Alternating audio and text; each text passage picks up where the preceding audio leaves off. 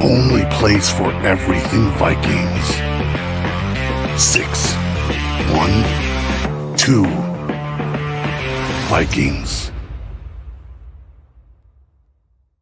Welcome back to 612 Vikings.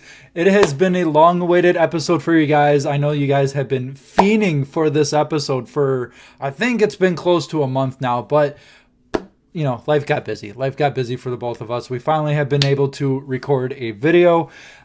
Drew, it is finally draft season. We are finally a week away from the 2025 NFL Draft in Green Bay, Wisconsin. Your boy will be there. Drew unfortunately cannot make it. Maybe the other days he can make it, but not round one. But Drew, how are we feeling about the draft coming up? I think it's going good. You know, the Vikings went out, based with Beverly Hills, went out, maxed out that credit card, spending well over $300 million. I think I saw $325 million, give or take. So that's pretty crazy that they're going all in and they're putting all their faith in J.J. McCarthy and building around him with really not really a lot of holes on the roster. I mean, if you're really comfortable, starting Theo Jackson right out of the gate, seems like the Vikings might be willing to do that this upcoming year, which would be interesting to see, which really only leaves one major hole potentially, and that's even one that you can kind of wing it and just kind of say, you know what, just go out and play anyways. So there really isn't like a glaring need on this team, when fully healthy. So, the signs of guys like Jordan Mason, Jonathan Allen, Javon Hargraves, those are guys that can come in, step in day one. Most of them coming off of an injury, which is definitely something to monitor with some of these players. But Dustin, I'll have Dustin, you can cover some of that and kind of give us your thoughts on the Vikings free agency class. Yeah, for sure. And you were mentioning a lot of those free agents that the Vikings have signed. It feels like you only mentioned half of them when you probably got all of them. But the Vikings, you mentioned J.J. McCarthy. J.J. McCarthy, he's going to be your quarterback one. I think there's a 99% chance that this happens. He's your QB1 going into the season. There's a whole lot of Aaron Rodgers talk for the Vikings, and I think that's kind of putting it to rest now with, Kevin O'Connell kind of coming out and saying he's going to be their QB1 going forward. But this offense, just looking at the offensive side of the ball, J.J. McCarthy is getting plugged into this team as like a plug-and-play character. It's all set for him. He has JJ to throw to, a remodified, basically, offensive line. You took out your center. You added a new guard. And both of those positions both came from the Colts last year, so they have a little bit of chemistry together. So in two great tackles in Darisaw and O'Neal. You got Blake Brandel, which, he still has room to improve. It can be a little better this year too. But Ryan Kelly and Will Fries, two new additions, will keep J.J. McCarthy upright. Then you got the running game too. J.J. McCarthy's very familiar with a great run game. Hopefully we can have that this upcoming year as well with Aaron Jones and then newly acquired Jordan Mason, traded from the 49ers. So two different backs per se. Aaron Jones is more of that, pass heavy, catching running back, where Jordan Mason is your bruising back, your third down, short yardage back. Not a lot of speed, but that's all right. He'll find the end zone. He'll find the end zone, unlike the Vikings did in 2024. They didn't have a lot of rushing touchdowns. Aaron Jones had one or two red zone touchdowns, rushing touchdowns. So that should be improved in 2025. But, looking at the defensive side, you're reworking your defensive line, Jonathan Allen, Javon Hargrave. Hopefully they can add some other pieces too, but you're adding your cornerback room as well. Jeff Okudah, Isaiah Rodgers. Hopefully they're not done with that yet either. Maybe a trade or two. Jalen Ramsey, has requested a trade. Hopefully we can get Jalen Ramsey in purple. But all in all, that's just a few of the names that the Vikings have signed. They've spent a little over $250 million, in free agency. So, time will tell. Training camp is going to be fun to watch with all these new additions. And to have new additions, you got to have the draft as well. And Drew's going to talk about the draft. We're going to go through a 7-round mock draft just for the Vikings this time. Maybe we'll do a couple other teams or full NFL once we get a little closer to the draft as well next week. So, Drew, how are we feeling about the draft? The Vikings. Are we going to trade out of the first round? What's your kind of idea with the Vikings?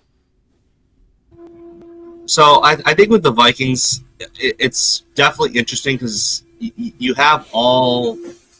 It's like it's an art form essentially. So you could trade back and get picks, but I do think that if the right guy comes up and is starting to fall in the draft, we could potentially see a trade up. So I'm not 100% ruling that out, but I do think it would have to require dipping into a little bit of next year's draft, kind of similar to how we did with Dallas Turner the previous year, which I wouldn't really be against. So say, a guy like Will Johnson's fallen in the draft because he's coming off of an injury, but the Vikings could be intrigued by a guy like that, and they seem to show some sort of interest in that. With Durante Jones showing up at the Michigan Pro Day, kind of talk with him, and also being a former teammate of J.J. McCarthy. So having that corner one, that boundary corner, could be something they're interested in.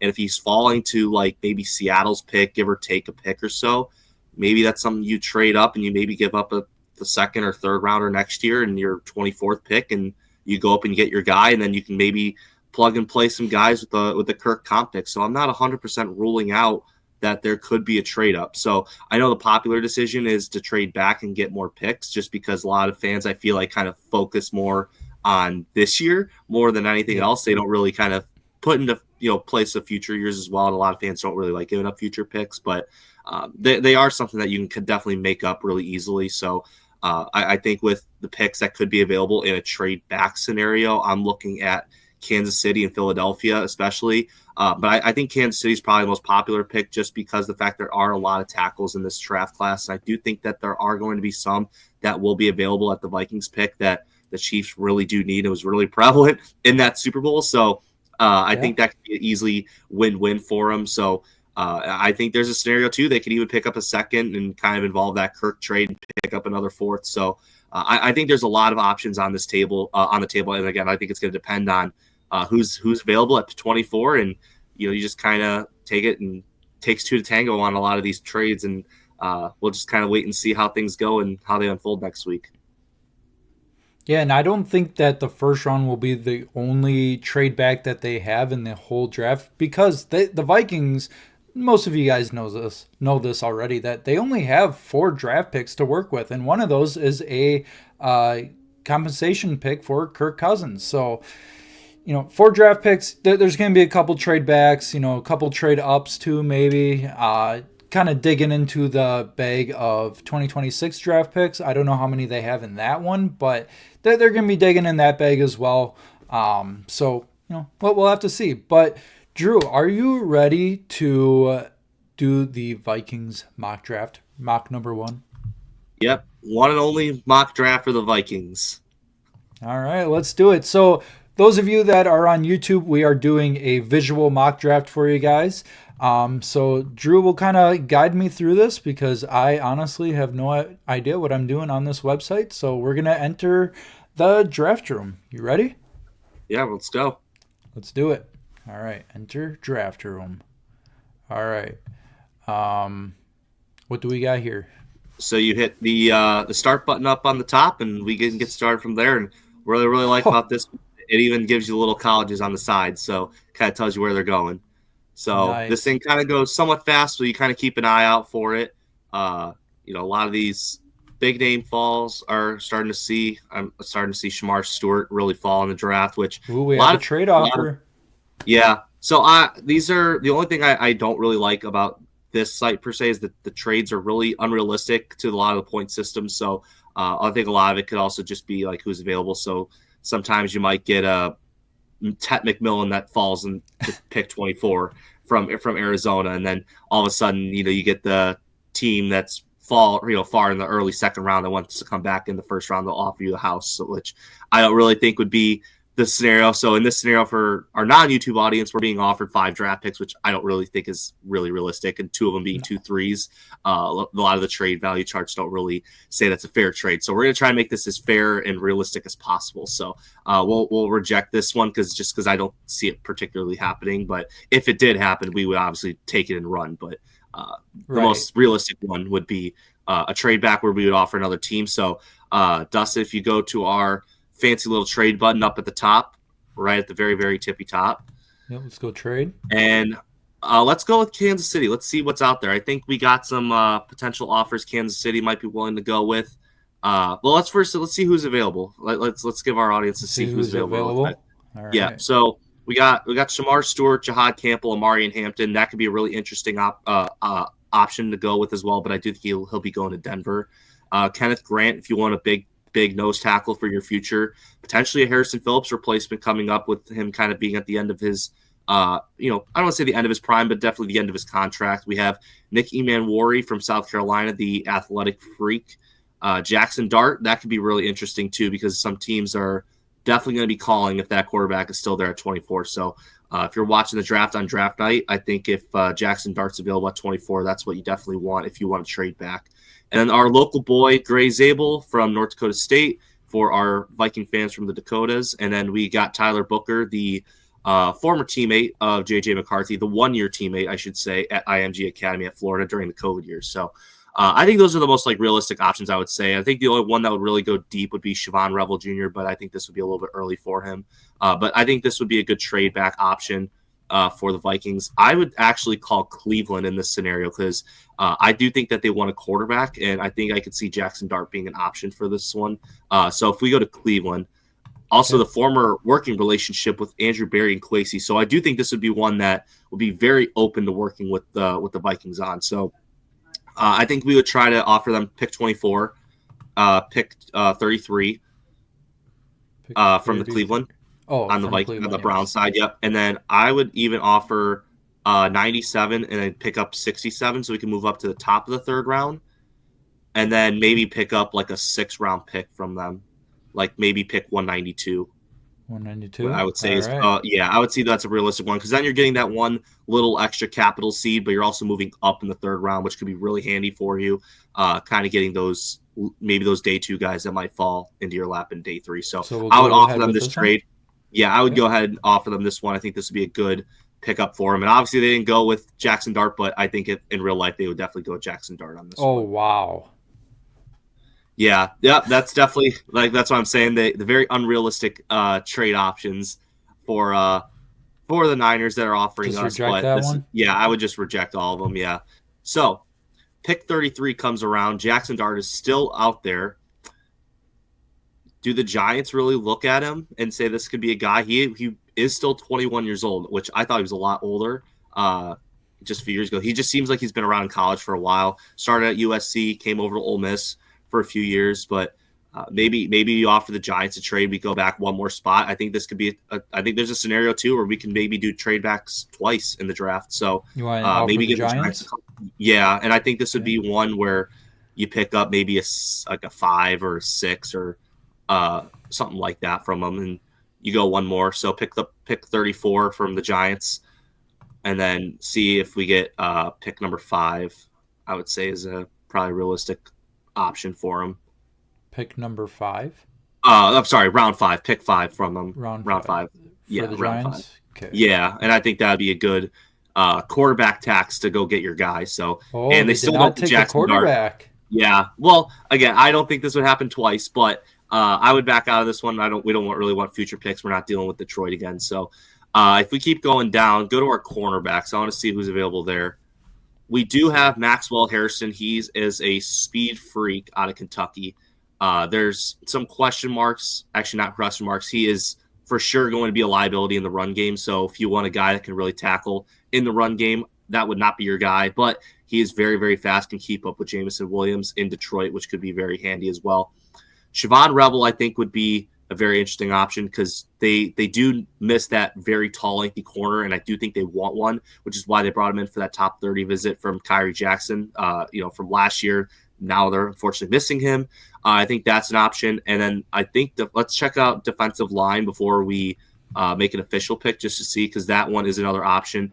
So Derek Harmon is off the board. That is somebody that the Vikings are definitely interested in bringing into the draft, but he has been selected. But Darius Alexander could be another interesting option too, which the Vikings did interview at the Combine. So I think in our scenario here, I would go with corner and I would take Siobhan Revel, 6'2", coming off an ACL tear, so it might actually help him a lot. But I do think they want that 6'2" boundary corner that can go in and potentially rotate in for the Vikings potentially on day one. So and he doesn't really have a lot of miles on the tank. So I think this would be a good pick for the Vikings. Yeah, I would go ahead and draft Siobhan Rebel Jr. There we go. And then Hampton, so, I forgot what team he just went to, but I saw he got off the board. Yep. So Amari and Hampton could be a second round pick for them. For a team potentially, but I do think he's going to go a lot higher. The Bears just recently brought him in for a visit, so I think that would be the farthest he would slide down would be Chicago. Ooh, if he were to trade slide. offers. Yeah, I wouldn't. We're not going to accept any trade offers from the CPU. Their metrics are pretty messed up. So we're down to pick 67 for the Vikings. So Darian Porter is the top corner, and then there's a huge drop off to Jacob Parrish. So that's about a maybe whole round gap. But that's why we kind of looked at corners there. So our next one is safety potentially. Do they trust Theo Jackson to start? Is he still a guy they really wait under the wings of? And I think the Vikings are in a really good scenario right now with Xavier Watts falling to their lap, Darius Alexander, who I mentioned earlier, and Quinshawn Junkins and Caleb Johnson all falling to their lap. So I think this is a pick where you can't go wrong. This could be another trade back scenario too. Maybe a couple picks afterwards or maybe 3 or 4 picks later. But I think in this one, you got to go best player available. I think it's got to be safety. Xavier Watts could be a really good player off the board for the Vikings. So I think you got to go Xavier Watts, the Notre Dame connections. Keep those Notre Dame safeties in Minnesota. And I do think Lightning will strike twice on that. So he's a fantastic safety and for sure the third best safety in this class. And honestly, I'm really shocked he's not even earlier in the second round. A lot of mocks, a lot of experts think he can go mid to late second round. But thanks to our trade back with Cleveland in our scenario, with the, being the early second or early third round pick, we're able to snag Xavier Watts as a steal. So I think this would be a great home run start. You get 2 young defensive backs right out of the gate for Minnesota. So this would definitely be the longer wait for him. So we're looking at round 4 for Minnesota at 9. So we're just going to decline all those trades, but those are the options we have. So we have defensive line and guard, I think are really the only 2 major holes, and then running back would be the luxury pick. Let's just see who's available at running back for the Vikings really quick. Running back. We have the Virginia Tech running back, who is definitely by far one of the fastest in this class, but downside is he does have a fumbling issue, but he can definitely be a speed demon out of the back, which is something the Vikings don't really have at the moment. You have Devin Neal out of Kansas, the local boy, down in Lawrence, Kansas. So was born in Lawrence, Kansas, went to University of Kansas. So definitely a fan favorite down there. Ollie Gordon. I liked Ollie Gordon before the Jordan Mason trade. I thought that would have been a nice compliment, but now with the signing of Jordan Mason or the trading of Jordan Mason, I do think that would be off the board now. It does have some off the field issues. Jaden Blue from Texas is definitely interesting. Does not have a lot of miles on the tank. Definitely very similar to Roshan Johnson in Chicago. Didn't really get a lot of touches in Texas, but could definitely benefit the Vikings in the NFL because he doesn't have that much tread on the tires. And then Brashard Smith could definitely be an option there too, but I think he's a guy that you can get later on. The Vikings seem to be interested in him as well. Brought him in for a top 30 visit. So I don't think this would be the pick for a running back right now. Let's just check out our interior O-line really quick. No, I say we go long snapper here. Oh, long snapper? Well, we do need that long snapper of the future for our Andrew DePaul placement. But right now we're on the offensive tackles. If we can bring it over to the interior offensive line really quick. Oh, interior. There. Interior offensive line. So Dylan Fairchild is a guy who could definitely be used in the gap scheme. This is what Georgia typically runs. Caleb Rogers is definitely in that air raid offense. So that could be a little bit of a question mark just because they do get the ball out so quickly, but he does have a lot of reps in pass protection. And Seth McLaughlin could be a really interesting option too, because now we're looking at a zone blocking center, and Ryan Kelly does not have any dead money going into next year. So if Ryan Kelly doesn't really, I shouldn't say perform, but if he really can't stay on the field, that could definitely hurt him, and you're really going to see a lot of Michael Juergens. So not to say that'd be a bad thing. It's really more the unproven factor of it, but I think we can keep Seth McLaughlin in our back pocket for right now. Let's check out our D-line really quick. So our defensive tackles. That brings us to Jordan Phillips. He'll be a guy that can stop the run really well down there. Nice Peebles, he's kind of the complete opposite. He's a true pass rusher, very undersized, but he can get a lot of sacks wins at the pass rush. I think he's actually got the top pass rush win rate in the class. Then you got JJ Pegues, not Pegues, the basketball player who won the game for Furman a couple years ago, but JJ Pegues, who kind of has a similar role to who's the old Kansas City Don Terry Poe, the old defensive tackle Kansas City, who got a lot of reps at fullback and definitely used him in some gadgety type plays. But kind of given our scenario right here, I think I'd be okay with taking 6 picks in the draft. I don't think this would be a trade back scenario. But day 3 is definitely a spot where a lot of teams tend to reach a lot. Sometimes those guys who were steals are going to start falling. We kind of saw that with Troy Franklin last year. So I would actually look at center here. I think you can groom a center in Seth McLaughlin from Ohio State. I think this would be the best position for Minnesota. You could kick Michael Juergens over to guard, be that backup for Blake Brandel for another season, and then you can kind of redshirt Seth McLaughlin, see what he's kind of got with the Vikings under Ryan Kelly. So I would go with Seth McLaughlin on this pick here. All right, we got interior offensive line, which, like you said, we got some older offensive linemen, especially the interior, so that'll be a good replacement down the road. Yeah. So I think this would be a spot where we're looking at D-line and running back particularly. Anais People still on the board, Pegues, Elijah Roberts.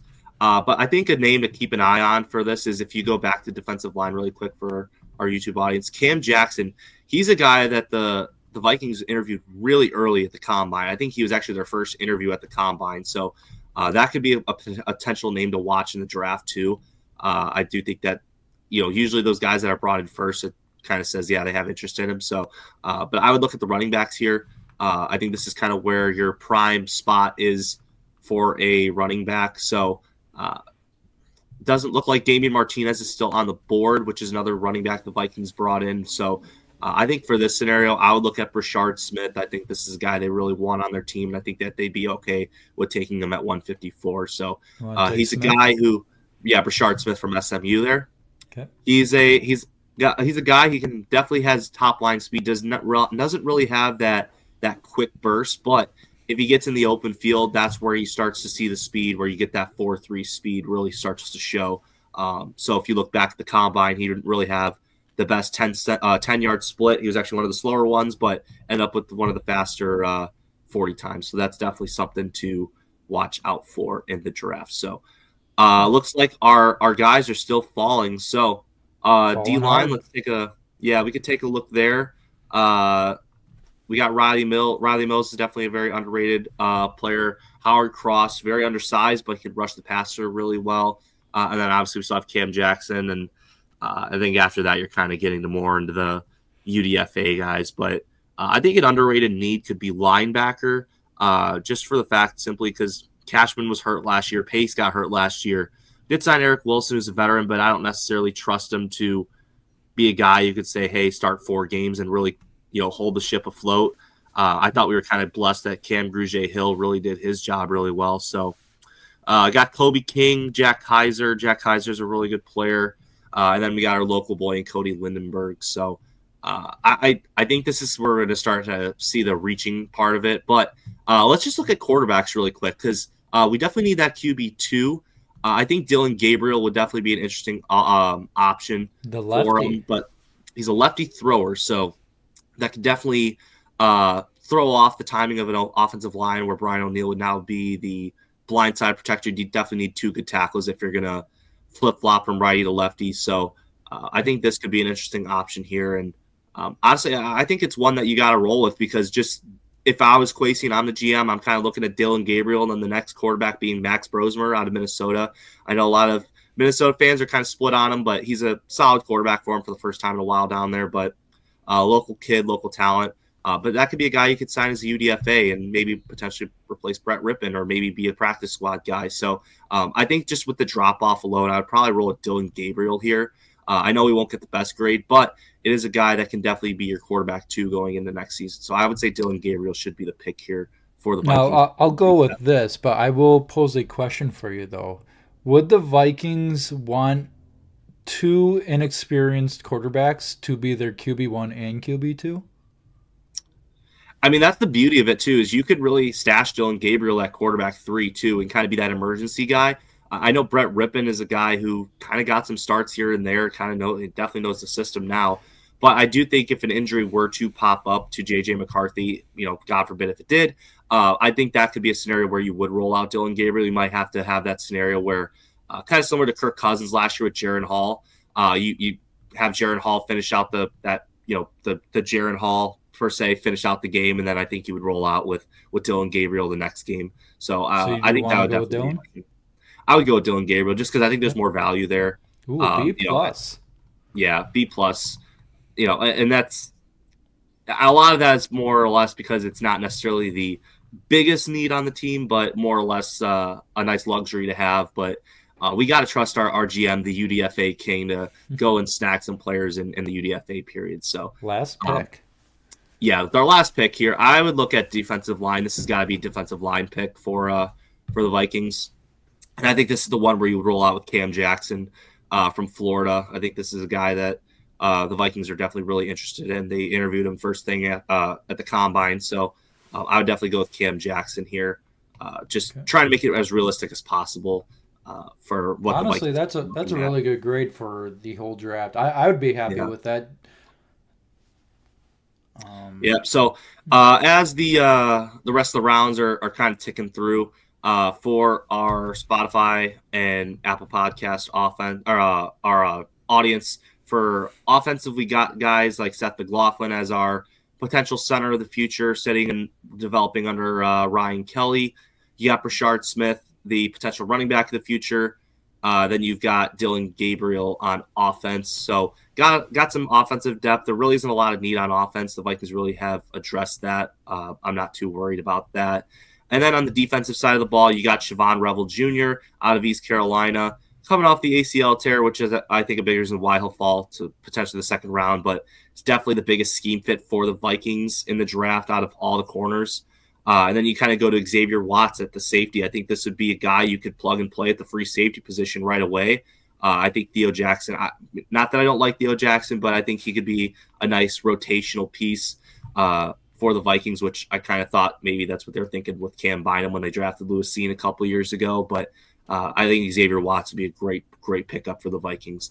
And then on the our last defensive pick being Cam Jackson, I think this would be a guy that brings that defensive line depth a little bit more with Levi Drake, Rodriguez, and with Jonathan Bullard still not being signed yet. I think this would be our Jonathan Bullard replacement, a guy that kind of is more lining up in the B gap, but a little bit more of a true B gap defensive tackle in the interior. It kind of gives it that little extra juice there. So that pretty much wraps up the mock. So I'll give it to you, Dustin, and kind of give your thoughts on the positions we took there.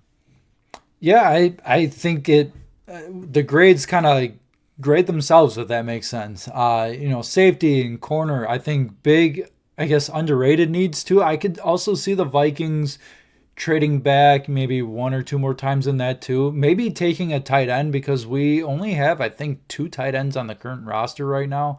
We can bring up guys too, but I would like some experienced guys as well to play tight end for your third tight end at least. So, other than that, not too many bigger holes to fill other than what we just drafted. And, going from 4 picks to, what was it? 1, 2, 3, 6. 4, 5, 6 picks. So, you add 2 more picks, and the Vikings can always add more in the draft when that rolls around as well. So, I'd be very content if that were to be the draft of the Minnesota Vikings. Dylan Gabriel, I saw in one game. Some of you guys know I'm a Badgers fan, so one of the games I watched was Badgers and Oregon. And, Oregon kind of struggled against the Badgers, but they ultimately had that win, and Dylan Gabriel looked really, really good too. So, that would be an interesting pick as well. Not because it'd be bad. It'd just be interesting because Kevin O'Connell gets to develop 2 quarterbacks, and one's a lefty, one's a righty. A lot of interesting dynamics to that too. So that'd be really cool to see. I'd like to see the Vikings pick up probably another running back too, which I'm sure they will do. Maybe a wide receiver as well. So other than that, like I said, I like the draft.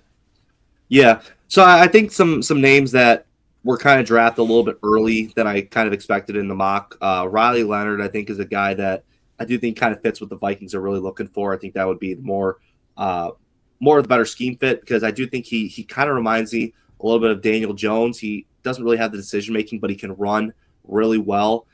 Does have a solid arm, but not, it's not going to blow you off the charts like a Josh Allen or Anthony Richardson arm strength. But he's a guy that can manipulate the pocket, kind of similar to what Daniel Jones can, and I think that could be more of that realistic quarterback they took. But he ended up being taken a little bit earlier than expected for that one. And then I think in the first round, he was not available. Was our Georgia safety nickelback, which is Malachi Starks. I think that could be a guy that the Vikings are could be looking at too. They have been bringing in a lot of Georgia players, and they've been interviewing a lot of Georgia players. So sometimes they'll kind of hide who they really want, and they'll kind of ask these lower level guys, hey, what's your thoughts on player so and so, because it's a little bit different when you're hearing it from the player himself versus actually hearing what his teammates have to say. So a lot of times these teammates will kind of be bluntly honest, because if they say, hey, so and so's kind of a jerk, they kind of bring him down. That could be a potential open spot for you to go a little bit earlier, potentially ahead of them. So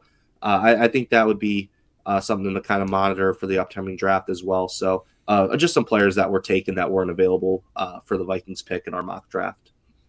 Yeah, before we wrap this up too, I do want to ask you a question too. What are the odds or chances that the Vikings, it'll be a two-pronged question, that they stay in the first round or they move out of the first round or trade up? What would you say the chances are on all three of those? So trading up, I'd probably say is probably less than 5%, but it is something that it is the draft. Anything can happen, but I don't think that would be the most likely scenario. I think that would have to be. I think the only way that could see them trading up is if Will Johnson's falling down the boards, and you give up that future capital to go move up for him. I think it's probably the only realistic way I would really say, that'd be the guy you got to go get. But trading back, I'd probably say is about 65 to 7% for that. I think staying in the first round and kind of picking up that early second, I think that's kind of more of that 50-50 mark. I think it's going to really depend on who's available at 24, because, like I said, it takes two to tango on those. So if you get a tackle out there, and let's say, I don't know, Josh Simmons is over there at pick 24, he's available.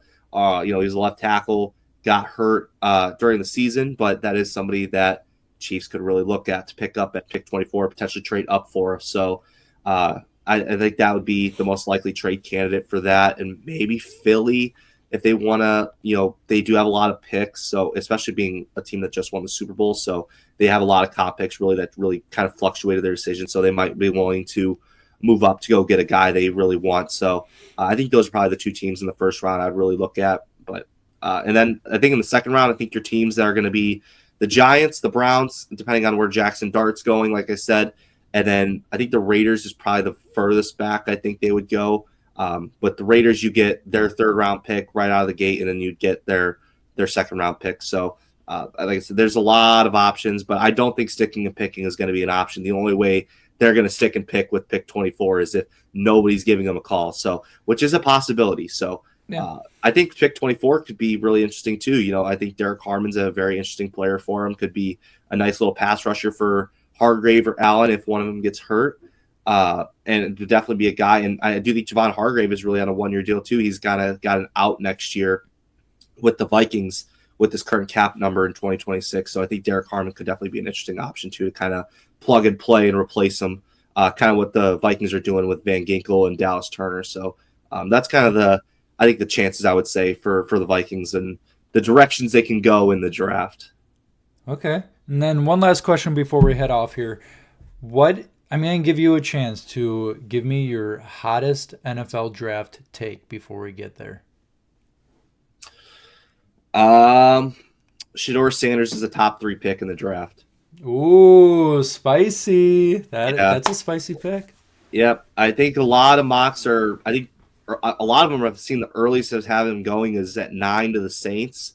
But a lot of people are starting to say that he could be falling to Pittsburgh all the way down to 21. But my hottest take, I think Shedeur Sanders is going to be a top 3 pick, and he's going to go to the New York Giants and potentially start over Russell Wilson. So I think there'll probably be those scenarios where maybe Russ starts the season, but then maybe by like mid-season they might flip it over to Shedeur Sanders and give him the starting nod for the rest of the year. So that way it's not a complete waste of money for the Russ contract. So yeah, no, I think Shedeur Sanders will be top 3 pick. Or even Jameis Winston could step in there too. You know, Could be. Yeah. I doubt he'll start, but I think his only route to a starting position would be is if they do go Sanders. I think it would have to be Russ goes down, and then they're going to give Winston the nod. So I think they're trying to do whatever they can to really save their jobs down in New York, and nothing really kind of screams your job and saying, hey, we need to you buy us some time. Then saving your job with Shedeur Sanders, especially if he's sitting. So, if you go to John Mara over in New York and you say, hey, can't really fire us yet. We just drafted this quarterback. You don't really know what he could be. Maybe if he sits the whole year, you might buy that extra year you need. And then year 2 rolls around, you might start to kind of see that development really start to thrive in New York. So I think Shedeur Sanders to the Giants is my hottest take going into the draft. Okay. Well, if there's one person that I believe that can, turn a rookie quarterback into something at least serviceable for the New York Giants, that'd be Brian Daboll. I mean, look at what he did with Josh Allen, developed him pretty well. He's now MVP candidate. Obviously, Daboll hasn't been on the Bills in forever now, but still kind of molded and developed him. So let's see what he can do with Shedeur Sanders if the Giants do end up taking him. So I don't think that it should be ruled out by any means. So. Yeah, and I think a really interesting scenario, just to kind of wrap this up and be done with it, but if the Giants don't go Shedeur Sanders at 3, if Travis Hunter's there at 3, I could see a scenario too where the Giants trade back up to like pick 8, and it sounds like Carolina is willing to trade out of pick 8 to a potential quarterback needy team where they can go and maybe snag Travis Hunter and Shedeur Sanders and kind of do what the Bengals have done with Jamar Chase and Joe Burrow. So. That could be another option too. I think this is the only way I think Shedeur Sanders goes 3 is if Travis Hunter goes 2. So Travis Hunter won't fall out of the top 3, but but I do think Travis Hunter's going to the Browns, and then I think if he goes to the Browns, they're going to settle for Shedeur at 3. So okay, well, I guess we'll see in a week from tomorrow. So yeah, it's coming up quick, guys. Coming up quick, Vikings fans. So if you guys did enjoy this episode, make sure you guys leave a like on the YouTube audience. And then if you are listening, make sure you rate us on Spotify and Apple Podcasts. And we will see you guys in the next episode. Skol Vikes.